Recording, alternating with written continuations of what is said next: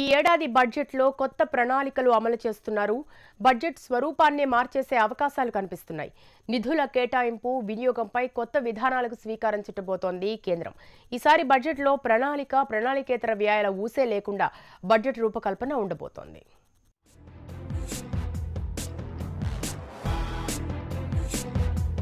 Budget రూపురేఖలు మారనున్నాయి.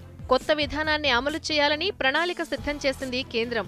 మోడీ ప్రభుత్వం budget తేదీనే కాకుండా బడ్జెట్ స్వరూప స్వభావాల్ని కూడా మార్చేసే అవకాశాలున్నట్లు తెలుస్తోంది. ఇప్పటి వరకు ఫిబ్రవరి నెలలో చివరి రోజున బడ్జెట్ పెట్టడం అనేది సంప్రదాయం. కానీ ఈసారి ఫిబ్రవరి 1కి మార్చారు. ఇప్పటి వరకు బడ్జెట్ వ్యయాలను ప్రణాళికేతర అంశాలుగా విభజించి నిధుల కేటాయింపులు జరిపేవారు. ప్రణాళిక అంటే మౌలిక సదుపాయాల వంటి ఆస్తుల కల్పనపై పెట్టే ఖర్చన్నమాట.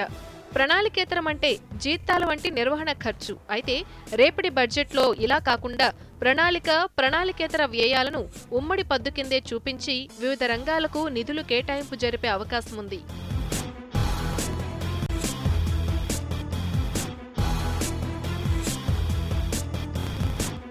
మంత్రులంతా ఆయా శాఖలకు సంబంధించిన ఖర్చుల గురించి నివేదికలు సమర్పించడంతో బడ్జెట్ తయారీ ప్రక్రియ ప్రారంభమవుతుంది.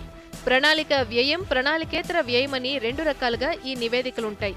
ప్రణాళిక వ్యయం విషయానికొస్తే అప్పటికే అమలు చేస్తున్న పథకాలతో పాటు నిధుల లభ్యతను అనుసరించి ఇంకా ఏమైనా కొత్త పథకాలు అమలు చేయొచ్చా అన్న అంశం ప్రాతిపదికన ఈ వ్యయ గణాంకాలు రూపొందుతాయి. ప్రణాళికేతర వ్యయం విషయానికొస్తే ఇందులో మెజార్టీ శాతం వడ్డీలు, సబ్సిడీలు, ఉద్యోగుల జీతాలు, చెల్లింపులుంటాయి.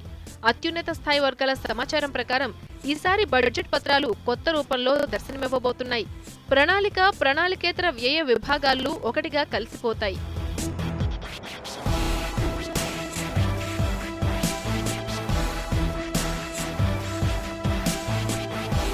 కొత్త విధానం వల్ల నిధుల కేటాయింపు, వినియోగం సహా పలు అంశాల్లో సంక్లిష్టత తొలగిపోతుందని, ఆయా రంగాలకు తగిన రీతిలో డబ్బు అందడం సాధ్యమవుతుందని కేంద్రం విశ్వసిస్తోంది.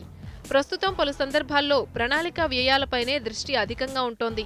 నిర్వహణకు సంబంధించిన వ్యయాలపై కొంత దృష్టి తగ్గుతోందన్న వాదనకు తాజా నిర్ణయం తెరదింపుతోందని భావిస్తోంది.